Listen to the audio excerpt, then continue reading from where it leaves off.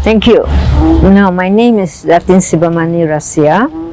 Right, we moved into Bukit Jelutung in 2006, end of 2005 in fact, because I retired then. My last posting was from SMK USA 13. I was teaching English as a school teacher all my life. Alright, and when I came into Bukit Jelutung, my kids were not at home anymore, they were all overseas. So that to cover the empty nest syndrome, I got myself involved with community service. And then 2016, I became the president of Bukit Jelutung Residents Association. And so I started volunteering with the senior citizens. That's when I saw the senior citizens, the Suchi members, Suchi Buddhist Foundation members doing recycling. So I felt guilty that all the senior citizens were sitting there and helping to save the world. So I joined them. So since 2016, I've been volunteering with the recycling center, and in 2013, this place was built with the help of MPP 19, MBSA, and of course the Suchi Buddhist Foundation and BJRA. So if you look at the board, maybe in the daytime you come and take a photograph, all the people are there, all the contributing members. In fact, Maidin also I think contributed a bit when we first started. All right, since then, I've joined them for recycling this. We do recycling every Monday and Friday nights. We start at 8 o'clock and we continue until we finish, say, about 9:30. And every third Sunday of the month, from 8 o'clock, we do recycling as well. This is to encourage the community to come, not only to donate the recyclables, but also to be involved with recycling. And over the years, I think we've educated the Bukit Jelutung residents to know about recycling, because those days they used to come and throw all their ketchup bottles, tomato sauce bottles which were dirty, but now they wash it, clean it, dry it and bring it here. Similarly with the milk cartons, they will wash it, clean it, dry it. It'll be very smelly, the milk cartons, they get spoiled and then they mess up the whole place. And apart from the usual recyclables, we get a lot of plastics, and then we get Bukit Jelutung people buy a lot of clothes, unfortunately. Middle class community, they spend a lot of money on clothes, so we get lots and lots of clothes here. So what we do with the clothes is that if the good, sometimes we get branded clothes. So Vincent Tan has donated 2 shop lots near his the big shopping area. I can't remember that place now. So these people have a shop called 5R. The 5 R's: recycle, reduce, reuse and all that. So the shop is called 5R. So people come there, they know these are recyclable goods, but a lot of them volunteer, they support them because you get branded clothes for 5 ringgit, 10 ringgit, 15 ringgit. So it's okay. I think people are getting used to the idea of recycling clothes so as to save the environment. It's not a shame anymore. Right?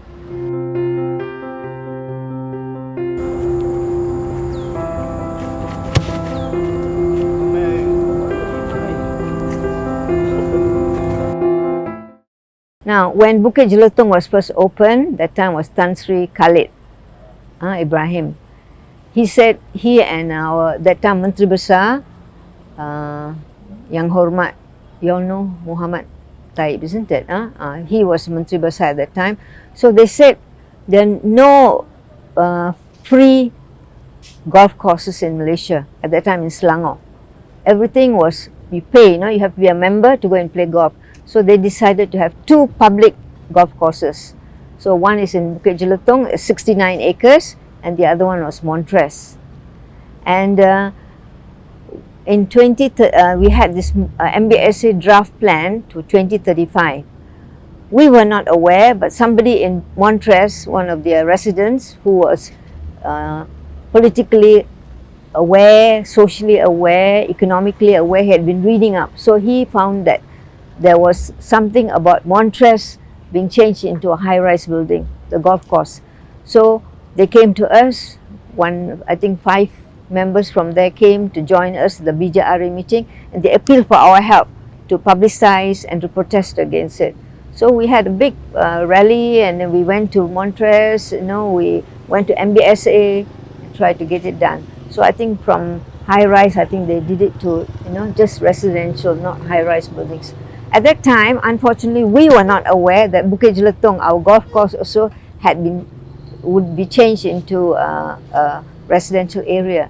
And unfortunately, during the years of the COVID, that was the time when Sime Darby got MBSA to change the status of our golf course from recreational. In fact, they were very clever enough to say it's commercial recreational, because it's supposed to be paying, to play golf. Huh? So they changed that from commercial, recreational to residential. And we were not aware because it was done during the COVID years. Nobody knew about it. There was no billboard to say that. So that's why now the residents are very upset about it, because they're going to change that 69-acre green lung. That's the only green lung we have left in Bukit Jelutung. And we also have wildlife there. 69 acres. They own the biggest place for wildlife. Not only wildlife, like we have wild boars. We have got lots of birds. Different kinds of animals and so on. It's also our green lung, the only green lung for our children. If you go there, you can say they're playing foot golf. There's a new game called foot golf. So they play there, and there's also a driving range there. And it's also, very importantly, it's a water retention area. Whenever Sungai Damansara, that runs parallel to our main road, overflows, it comes into the golf course. So it acts as a retention area. So it's actually saving Bukit Jelutung. Unfortunately, at the first entrance into Bukit Jelutung, it's that Legenda area. You have the South Pond there. So the water goes into that, and now that area gets flooded.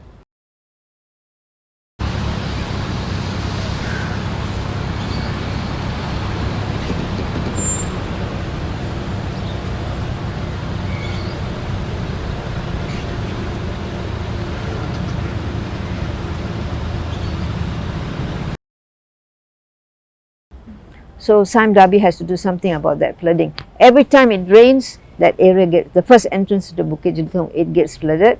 The whole place is jammed up, and people have to avoid. And the mosque, our mosque is there, it also gets flooded. The roads around there gets flooded.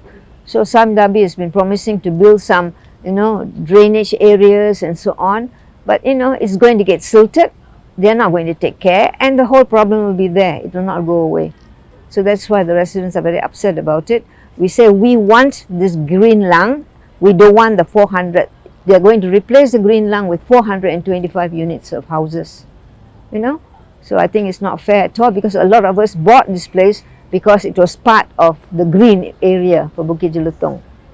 And that's where our children go to play kites, to play foot golf, and old people go for walks to enjoy the greenery there and the peace and the quiet. Yes, because when we first moved in, there were only houses like semi-Ds and link houses. But now you see Bukit Jelutung, the landscape has totally changed. We've got all these high-rise buildings, Radia, and now you have San Surya, so many. We don't want some more. We want some green. We came here because of the green, and then the traffic is getting bad, congested. We have Gerbang Utama, because we have got lots of cars from outside coming and going into Gerbang Utama. So the last time it flooded, the whole Gerbang Utama was a water, there's waterway in fact.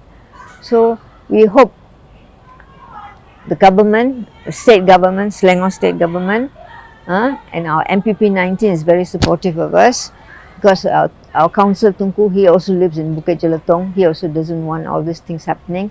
So we're trying to protest so that they will cancel. Hopefully the state government will do something about it.